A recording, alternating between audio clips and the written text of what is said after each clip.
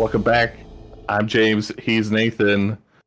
We are Natural 2, your tabletop RPG tag team title contenders. What a title. And we're keeping it chill this week. We're just talking about some war stories from our history in the hobby. And that's really it. We'll see. Something will come out of this. You will hear something that you should try, or that you should never try, or that makes you go, I'm so fascinated. I have to keep watching these two guys and like and subscribe right away. So interesting, these two. Anyhow, yeah, some fun stories from Christmas past here. And I'm going to start because I'm willing to bet that you have funnier or more interesting stories. I don't know why you're betting on that one, but I guess I'll accept that. Well, I'm not sure why I am either. I guess because You I already certainly know have what, more experience, and you've probably been there for all my stories. but I also know what my stories are that I could think of, and I don't have. Here's the thing, right?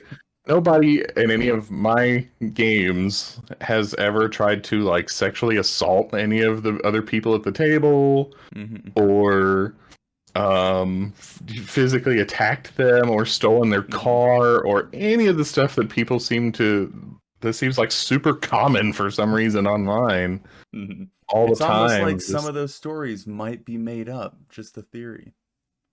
I would hope, actually, like for their sake, I hope the story is made up. Yeah.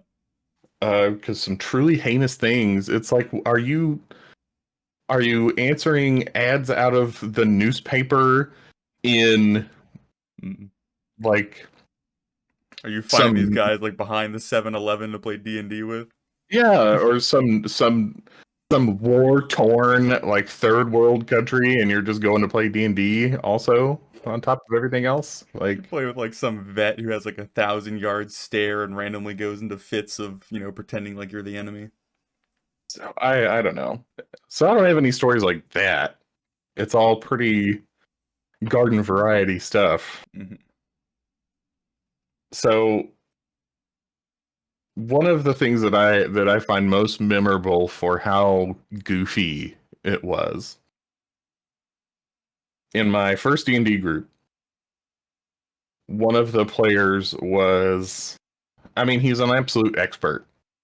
You know, we talked in a recent video about how nobody has the book memorized. He had the book memorized. He was the guy. He was the one guy. This was back in the 3.5 days. So, all that knowledge doesn't count for anything anymore. But he was the guy that, if you had a rule disagreement at the table in the game, without cracking the book, he would be like, no, page 271. So it was just known, like, he's the living player's handbook and DM guide. He played in D&D tournaments, which I've been in this hobby for a while now, and I still don't know how that works. Yeah, I've heard about like Adventure League and stuff, but I haven't heard of like tournaments before. I mean, there again, this was back in the 3.5 days, and 3.5 was a lot more prickly. Like there was a lot more cone-headed in those days. Just the number of the sheer amount of spreadsheet play that you could do in 3.5, or that you had to do in 3.5, depending on how you looked at it. Anyway, he was taking over to give our main DM a break.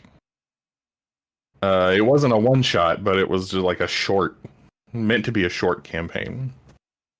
And because he was this ultimate D&D expert, we're all thinking like, holy crap, You know, we're not. This is Dark Souls before Dark Souls was Dark Souls. We're gonna absolutely be put through the ringer. We got to be ready for anything.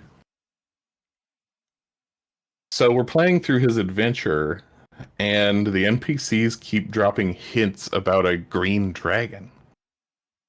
And we're wondering, because we're definitely not high enough level to think about dealing with a dragon.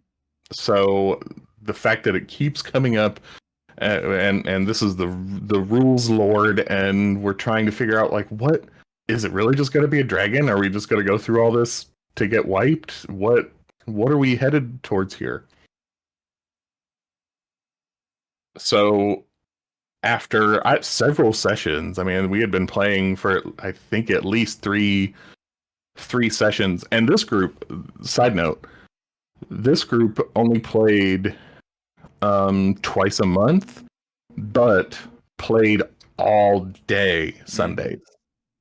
We would get together at the beginning of, like, we would get together at 12 or 1 o'clock in the afternoon. We would take a break for dinner, and we would stop at like 8 p.m. So it was basically a double session twice a month. So when I say that we played 3 sessions, you know, that we're coming up on almost 30 hours of D&D. Probably like 6 or 7 regular sessions that other people are used to. Right. So we're finally coming up to this confrontation with the green dragon. And the tension has reached its peak.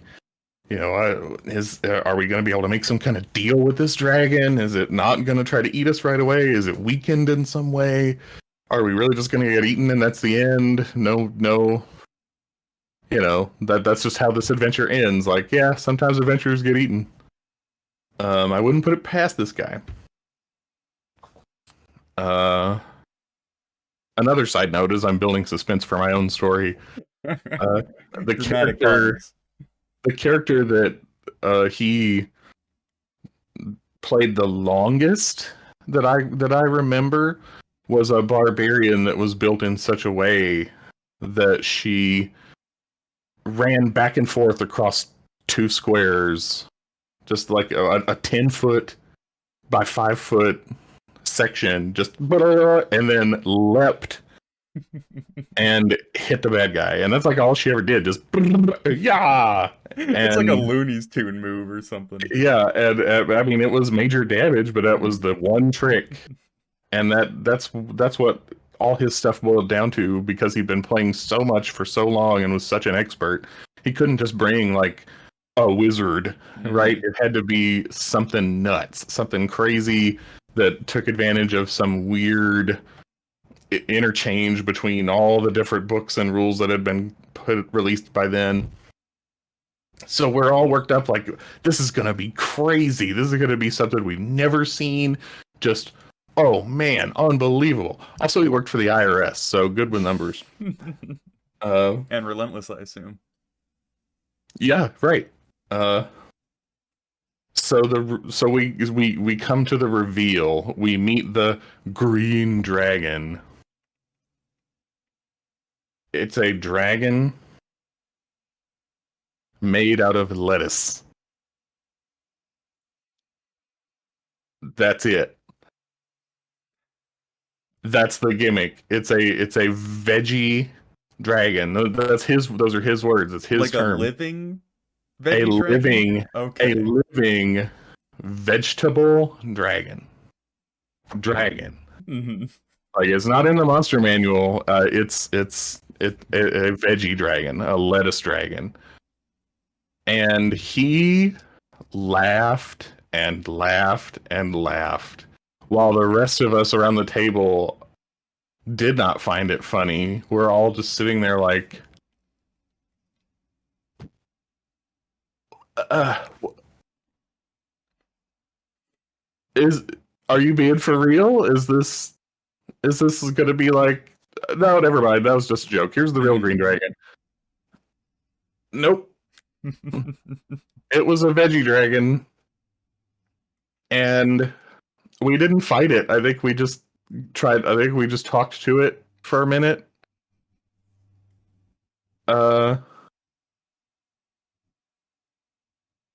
And then his adventure was over after that session. You know what would have been the cherry on top is if the ultimate like monologue of this being was expressing the benefits of like a carnivorous diet, like anti-vegetarian or something of that Yeah, it nature. was the veggie dragon that ate. It was like a Venus flytrap dragon. Yeah. You're thinking of ways to make this work and to make this cool.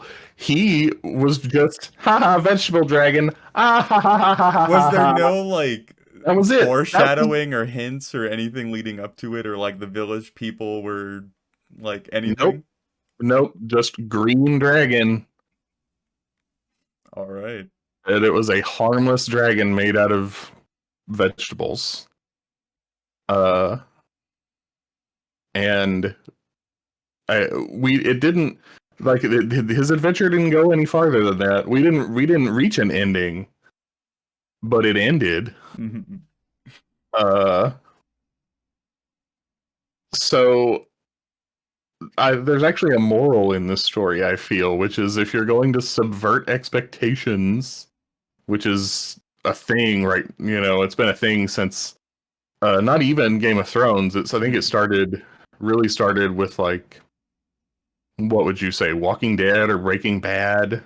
I mean, Like when it's it always been a thing. There's that desire to like pull the rug out from people, and I think there's even more of a desire to do it as a DM because you have all this knowledge and you get to like watch it happening and watch them walk into the trap, and then like I'm sure you could get like some good old boys from like second edition or advanced D&D being like, "Oh yeah, our DM one time, XYZ." So I think that's been a staple forever. I just mean in terms of like the popular Yeah. consciousness when Yeah. our media, when our television and movies started telling us with like this big obvious wink and nod, Mm-hmm. we're gonna subvert your expectations. Be careful that you don't subvert them to the point of disappointing your group and letting Mm-hmm. your group down. uh because there is, not everything unexpected is a fun surprise. Mm-hmm. uh and that's my story. I think yeah, there as a DM, there's so much weight on like the delivery of the ending or the conclusion or the climax of things. Like it is something that plagues my mind more often than I should probably allow it of worrying about how this is going to go or that's going to go or how this is going to be received or how this is going to be handled. So maybe he should have gone with a little bit more of that, but at least it made for a fun story. He was so entertained.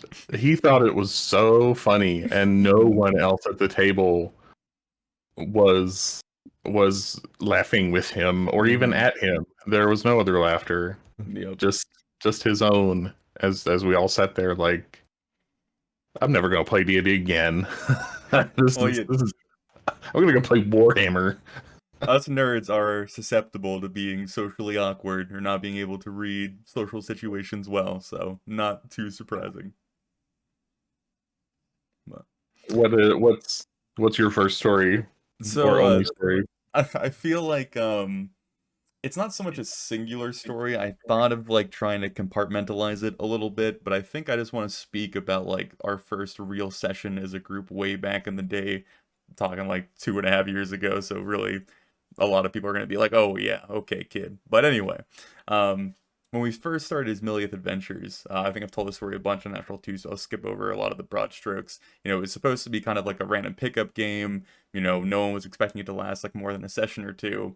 But there is a few moments from the first 3 sessions that we did that really stick in my mind and really like help remind me of like why I really enjoy D&D or our group or whatever kind of keeps bringing me back, I suppose. The first one is hilarious, and I don't know if I've ever actually told the story on Natural 2. And this is again before our group was really established. No one really knew any of each other. We also weren't using webcams at this time. We were just doing audio recording or audio calls to get the session through. And the very like condensed TLDR is our heroes are tasked with going and rescuing a bunch of, I guess, possessed or mind enslaved villagers from this cave called Dragon Cliff Mines. And the party do a pretty decent job of, kind of capturing them or subduing them and then dragging them back up to the surface, which, removes them from whatever possession is taking them over.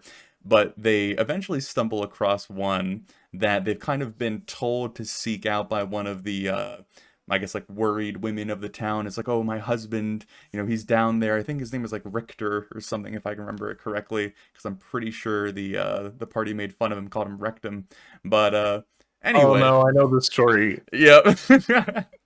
So our party go down there to get this last guy or to find this last guy, and I didn't think this one through, but I kind of laid a trap in a meta sense where there was this like large industrial mining piece of equipment that they had been using, and at one point during the possession, or someone wasn't manning it when the possession took place, it ran over his legs and basically crushed all his legs and whatnot, leaving him crippled but still possessed. So our party come across him, and a little bit of context you might need is I am in a wheelchair. I'm paralyzed from the chest down, which a lot of the party did not know at this point, and I was not aware of the Yes, but speaking of side notes and side tangents, like I didn't know for a month or so after I joined the group, because this is, for a long time, this is it right here. Yep. So the person who is about to stumble into this foot and mouse scenario certainly did not do it on purpose, but they're talking about trying to get this crippled man out of the cave, and the conversation begins of like how arduous it's going to be and if it's worth it, and he's already injured, and can they save him? And our dear friend Seth.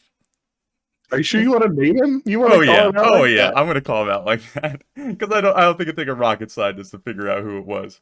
I think the quote was, "Well, his legs don't work anyway. He's basically dead already. Let's leave him." And during this time, my in real life friend Daniel was in our group, and obviously he knows of my condition, I guess you can call it. So he starts busting a gut laughing, trying not to, I guess, lose it or whatever. And eventually we have to like kind of explain what's so funny. And of course, Seth was very apologetic about it because he did not want to allude to anything. But it was just one of those situations that like it almost felt like I was trying to force this all together, but it just kind of naturally happened that way.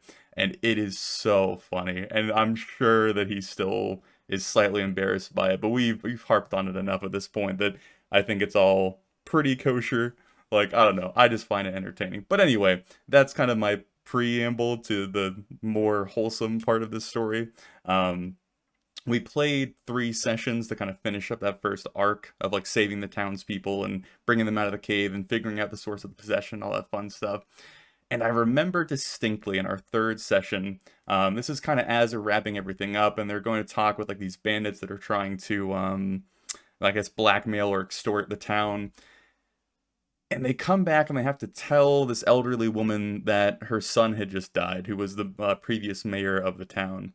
And I don't know like why it clicked or why the moment felt so right, or maybe it was just like I was really in it as a DM or something, but I started doing my generic old lady voice, and I felt myself getting like emotional, like genuinely emotional, to the point of like getting that weird panicky pulse of like, oh God, you can't cry right now. It'd be weird if you cried right now. Like, and I remember feeling that and like, kind of getting through it and not succumbing to emotion, and then finishing out the session and like, saying goodnight to everybody and logging off. And I was like, why was that so like addictive or like intoxicating, or like that felt weird to be so in someone else's mind that I felt out of my own. It was very strange. Am I the greatest DM that's ever lived? Wasn't quite that. That thought does not often cross my mind, believe it or not. But I don't know. It was like this singular moment that I think about a lot because we've had a lot of emotional moments, and that's a few of my other stories that I might bring up, that really hit. And I think that's what I really love about D&D, like what I cherish about it. So having that early on in the first 3 sessions, I feel like is what kind of kick-started me into getting like really ramped up and excited and into it. So I think about that moment a lot. Though it probably didn't come across as anything super significant for the group at the time, besides, an old lady with a wavery voice. But yeah, it's an interesting thing being a DM and finding that moment, I guess, where it all kind of comes together, I suppose, or the first time it happens. So yeah, not as entertaining as yours, but yeah. We played. Um, I was in this very small group. It was me and a husband and wife, and that was it. And I had met them in that original D&D group. And I don't remember exactly why. I think it was for very mundane reasons. That group sort of stopped getting together. And so the three of us just kind of kept going. So I had already been playing with them for a long time by then. And fourth edition had come out, and we were like, ugh. So we played Savage Worlds instead. And so we were playing a homebrew post-apocalypse setting in Savage Worlds. Um, Sort of like Mad Max or Jericho, or not zombie apocalypse, like regular apocalypse. Um, Fallout, but no radiation, like it wasn't nuclear bombs. But the combination of playing in this small group where we all already knew each other, and playing these contemporary characters, like it was basically present day except the apocalypse. So very relatable characters, easily relatable characters, and situations and backstories. Um, so uh, we often had moments like that of we were like, I'm not trying to exaggerate when I say that we were basically putting on our own private, like Breaking Bad or something. Mm-hmm. We felt we were that engrossed, that entertained. I'm not trying to speak to the quality of the story that we were telling, but for us, it was, You were bought in. riveting. Yeah. Yeah, and it was more engrossing than anything that was on TV for us. Um, and so we would regularly have these whole sessions of exactly what you're talking about. Like, this feels real. I care so much about what's happening right now. Um, and if I were going to force another moral to both of our stories here, it would be that I personally sort of resist the thing that they sort of, it's advice that gets passed around on the internet that I don't think anyone actually does. If you do, tell us about it in the comments. But the questionnaire, like the forms when the group is coming together about what is absolutely a no-go for you, and where do you want the sex scenes to end, or like the card system where it's like, I don't like this, red card, and it's supposed to move on, no questions asked. I'm not trying to poo-poo those, because I think that there are folks and groups that would be really helpful, really useful, help make the game a safe space for them. I personally resist the idea only because I'm like, I have like the man versus food sort of, like, give me the hottest sauce on my wings kind of attitude. Like, hit me with what you got. Let's see it. But that's me personally. I'm not trying to hate on anybody else for not wanting to be that way. Having said that, I think that if you're going to go down a road of situations and characters that could hit close to home for people, where, for example, you're not fighting a goblin, you're just dealing with someone who has a newly acquired physical disability, you need to you need to have that. You should probably have some kind of background with those people to know how it's going to land. You need to, in order for this hobby, in order for a group or a campaign to really reach its highest heights, it requires a certain level of trust. Because if you are really into the role play, you are putting some aspect of yourself out there. And that's one of the things that makes it exciting and fun and exhilarating and makes you care about what's happening. But it also is leaving space for someone to wound you often without even meaning to. So if you're going to touch on those sensitive topics, you probably should do a questionnaire if it's a new group and you want to jump right into the deep end of the pool. Otherwise, get to know the group, find out a sense of how these things are going to land.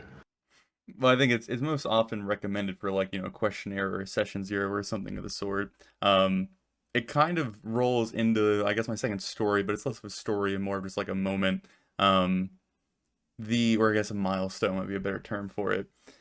I think it was like episode 25 of like our publicized Ismiliath Adventures, we had this, I don't know what you would call it, like an intervention or a powwow or a get together, where instead of playing a session one week, we just got together to like have a discussion, just like everything on the table, what's going on, everyone's various concerns and criticisms and whatnot. And I always look back at that moment kind of using it as like the foundation of like, this is my group. Like, these dudes are my dudes. Like, there's no barrier that we're gonna hit down the road that's gonna end us if we can get through this, because what it eventually ended in was everyone going around, and I think it was 2 criticisms of themselves and 2 criticisms of everybody else, like going around in a circle. Or it was like a criticism and it was like cheers and jeers almost, Yeah. basically. But it was so incredibly genuine. Like, it wasn't service level shit of like, oh, I really like that one time that like you did like 80 damage and maybe sometimes you should like know what your spell does. It was like, you sometimes piss me the fuck off when you do this thing, but like, hey, I can't picture the game without this aspect of you, right? Like, it was like real genuine shit. It was a family meeting for real. Yeah. Yeah. And so I think after that, even though before that we had conquered a lot of potentially darker themes or dangerous themes or things that people might steer away from normally, after that I felt way more comfortable just going anywhere and not functioning under the ask for forgiveness versus permission kind of thing, but in that general area of like, we'll try something out, and if it doesn't work, I'm confident that people will communicate it. So that was kind of a turning point, and also leading up to that, the reason it happened is I was having all these various issues that I didn't feel were large enough to disrupt the flow of the game for, but there were just like more and more small things building that I just didn't know where to like interject, and so it was a nice way of kind of just again letting that all out. But yeah, like that is a really important part of our group, or me, or my interaction with D&D. Again, like, it's difficult for me to say my D&D stories when it's not just our group's story, because that's mainly what I have under my belt. But yeah, that's a incredibly solid moment that I look back on and think about again quite a lot. And it's not something that I think everyone can do without the group having some significant issues afterwards, because it's hard, it's rough doing that. Never mind groups. I know actual families who would not be capable of doing that. So that, don't take it as a recommendation. Yeah. If you're watching, it's more like we took a collective leap of faith and we caught one another. So it was verbal trust fall and everybody passed. Mm-hmm. But You got more? Because I got a tidbit, I guess, that might attach. just that I'm realizing as we're talking about this, another video topic, and I'm gonna put it in this video for later, and then we can't forget because we can Oh, just we're go gonna back forget. and watch it. And that is, I think, like a video in defense of adult content, for lack of a better term, or mature content. I don't mean sexual content, at least not in the way that people think when you say a word like adult content, but in defense of like serious, mature, Mature would probably be the term I would use. Yeah. dramatic, heavy content in a campaign. I think there's a discussion in there about about what it means to do it well, why people want to do it, why there's so consistently are the stories of DMs trying to put things like that in their game and failing. Why do they keep trying? There's a discussion in that. I'm Yeah, realizing. no, that's a good one, and I think I'm gonna not reply to that specifically because I think there's a good video there. But I will provide, I think, the 3 times in our group that we've really hit that note of, like, again, not adult content, but like a mature moment of some sort. Viewer And discretion advised kind of thing. yeah, I mean, so, but it's weird because it's not like inherently like visceral or gross or graphic stuff. It's again more like mature things. But the 3 moments I would call out is the Jarek and Hulaski moment, which I think we've talked about and you certainly remember. The Valoran and Genevieve moment, which I'm sure you remember as well, and the Decker and Valoran moment. And they're all like almost like verbal arguments. I mean, yeah, I guess like specifically that's what they all are, but I think it's the underlying like genuine emotion there that really like elevates them in my mind. Like the very brief descriptors of all of them and why they stand out is Hulaski, which is Jarek's the player character's wife, was Can I take this one? yeah, Hulaski sure. was Hulaski was a complete piece of crap. Yes, yeah. Uh, and was using Jarek and abusing Jarek and running around behind his back and And she talked like this. She was a good old Southern belle lady. in a world where there was no Yeah. South, but just a complete piece of crap. And my character Valoran was a paladin, a hard-nosed, hard-headed paladin. Oh, I guess we could also put the Zone of Truth scene in Well, there as well. I'm getting to that. Yeah. Like, so uh, I had already started this. It was almost like a running gag, I think, by then of dropping the Zone of Truth. Like, hadn't I already done it like once or twice before this point? You're talking about when you did it with Hulaski and Jarek? No. I'm saying like leading up to this. I had already used Zone of Truth before. Yeah, I think a couple times, yeah. So it was the gun hanging on the wall, right? It was Chekhov's gun already. Well, I decided in character. I decided that like Jarek was risking his life, trying to be brave, trying to be a hero, even though he was a deeply pathetic man. And he deserved the truth. He deserved to be unshackled from, illusion. And so we were visiting the town where it was basically the group's town. It was the town that we had started. And his wife was living there. And so that night, there had been partying, drinking, whatever. We were kind of taking a break before we were on our way to continue trying to save the world. And so I, as Valoran, knocked on their door and basically said in character what I just said about, you're my friend, and we are comrades in arms, and I'm not just gonna stand around and watch you be manipulated. Yeah, screwed over. So in this completely mundane situation, no monsters, no fighting.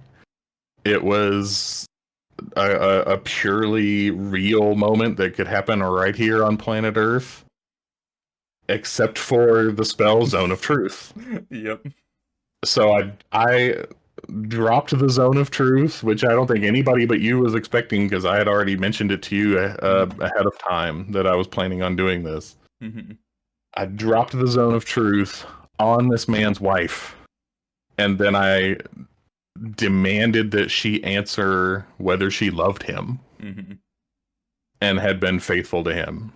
And she kept her mouth shut, like she wasn't going to answer. Zone of Truth does not compel you to answer.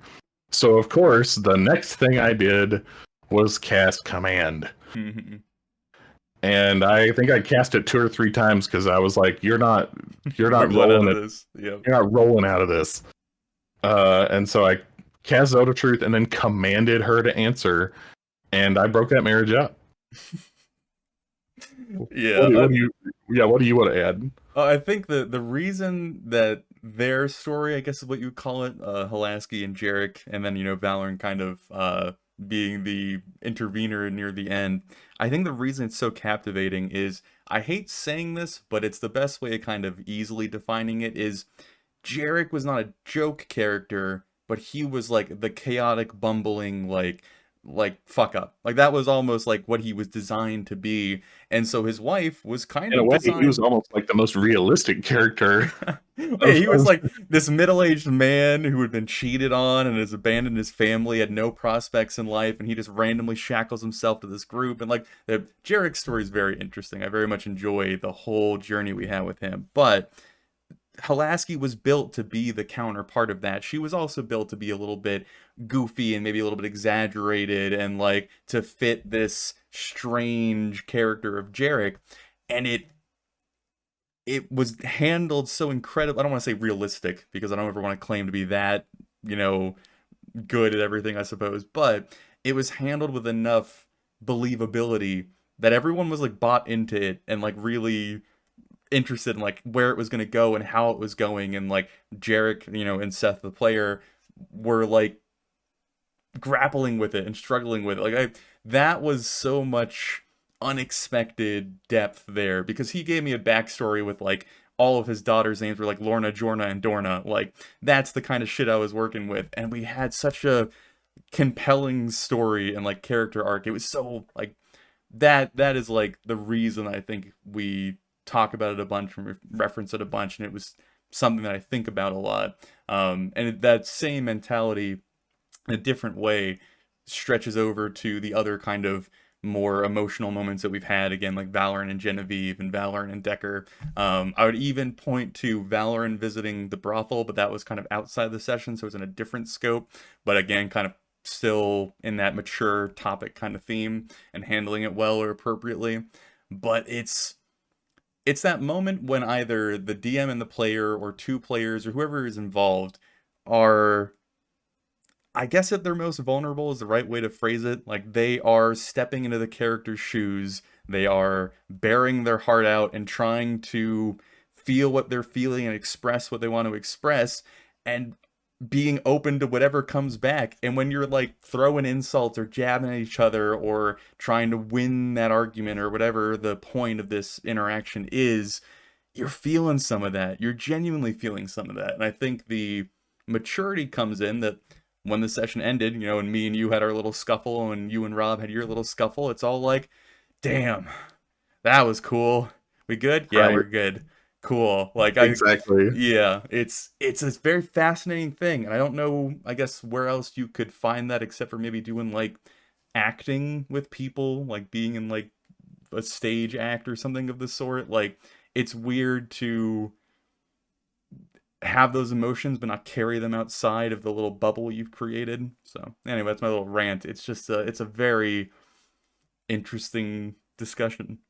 I think it's safe to say that it's high risk, high reward. Yeah. Because I'm being very charitable right now.